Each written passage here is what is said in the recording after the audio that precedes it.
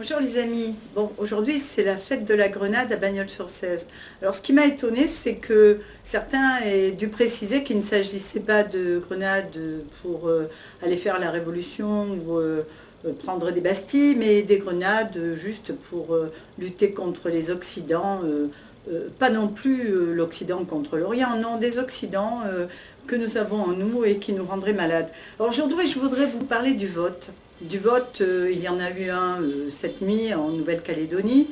Il n'a pas tourné au bénéfice des indépendantistes et pourtant j'ai senti qu'il y avait une fracture territoriale assez importante et j'ai eu envie aujourd'hui de vous parler de vote. J'ai aussi eu envie de vous parler du clip scandaleux que Macron et ses sbires ont concocté pour vous inciter à aller voter. Alors, soyons clairs, le droit de vote, ce n'est pas rien. C'est pourquoi, depuis que j'ai l'âge de 16 ans, je n'arrête pas de dire à tout le monde il faut aller voter, luttons contre l'abstention. Une abstention qui n'a fait que grimper, qui n'a fait que s'aggraver. Et j'ai peur qu'aux élections européennes, les gens ne se rendent pas compte des enjeux très importants qui sont devant nous. Donc, rappelez juste 3 dates, j'ai eu envie de vous les rappeler comme ça. En 1799, ah ben oui, en 1799, enfin, on a le droit, nous, le peuple, d'aller voter. Simplement, les citoyens masculins, bien entendu, qui ont le droit d'aller voter, n'ont le droit de désigner qu'un certain nombre de notabilités sur des listes qui ont été établies par le gouvernement et par le Sénat, qui à l'époque était un Sénat complètement à la botte du gouvernement. Donc ça voulait dire que le peuple avait le choix entre des notabilités et rien d'autre. En 1820, donc, la loi électorale change. Et on appelle ça la loi du double vote. C'est-à-dire qu'en fait, plus on est riche, plus on a le droit de voter. C'est-à-dire que les riches ont le droit de voter 2 fois. On imagine les conséquences sur le vote. Et bien entendu, encore une fois, c'est le peuple qui va trinquer. Et puis quand même, j'ai eu envie de vous parler de cette date importante en 1944 où les femmes ont enfin le droit de vote en France. Nous sommes l'un des derniers pays à avoir donné le droit de vote aux femmes. Et croyez-moi mesdames, c'est important, nous nous sommes tellement battus, les suffragettes en premier, mais toutes les autres, pour avoir le droit de vote, qu'il faut absolument se battre pour le conserver et surtout, il faut aller voter. Et puis, j'ai eu envie de vous parler des droits civiques aussi aux États-Unis. Les Noirs, eux aussi, se sont battus pour leurs droits et notamment le droit à voter.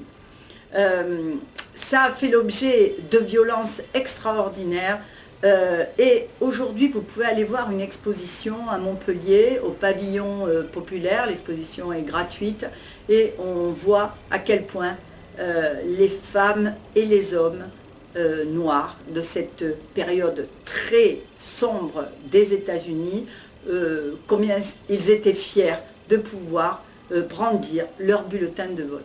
Alors aujourd'hui, on veut vous inciter à voter et on veut vous inciter à voter pour un camp. Alors je vais être très claire. Évidemment que je suis une insoumise et j'espère bien que ce seront les insoumis, qu'ils soient espagnols, qu'ils soient portugais, qu'ils soient allemands, italiens, irlandais, anglais, français, évidemment des insoumis de tous ces pays qui vont voter aux élections européennes. Néanmoins, si vous n'étiez pas de ce camp, si vous n'étiez pas un insoumis, si vous n'aviez pas envie que la gauche l'emporte cette fois, si vous êtes encore attaché à la démocratie, alors il faut voter. Votez, montrez à vos enfants que vous votez et montrez à tous ceux qui ont des doutes et qui se disent à quoi bon, à chaque fois que nous votons, nous n'obtenons pas ce que nous voulons, nous n'obtenons pas l'égalité sociale, nous n'obtenons pas non plus le droit à choisir réellement des dirigeants qui nous représentent. La démocratie diminue, et notamment en Europe où ce sont des gens qui n'ont été élus par personne, qui décident du destin de tous les peuples européens. Et surtout, les gens qui se disent eh bien, le dérèglement climatique et l'état de la planète ne nous laissent que peu d'espoir de nous en sortir si nous ne décidons pas tout de suite. Et comme les dirigeants semblent ne pas en prendre le chemin, à quoi bon? Alors le à quoi bon, ça ne sert à rien si ça sert à faire monter ce que certains appellent les nationalismes et que moi j'appelle l'extrême droite et les fascismes, comme dans tous les pays où l'abstention a favorisé plutôt cette tendance-là, car ces personnes-là ont tendance à se mobiliser pour leur camp. Alors surtout, votez aux élections européennes, pensez que cette fois-ci, il y a un enjeu fondamental. Cet enjeu fondamental, c'est la démocratie en Europe et quelque part dans le monde, puisque nous sommes souvent un phare pour le monde.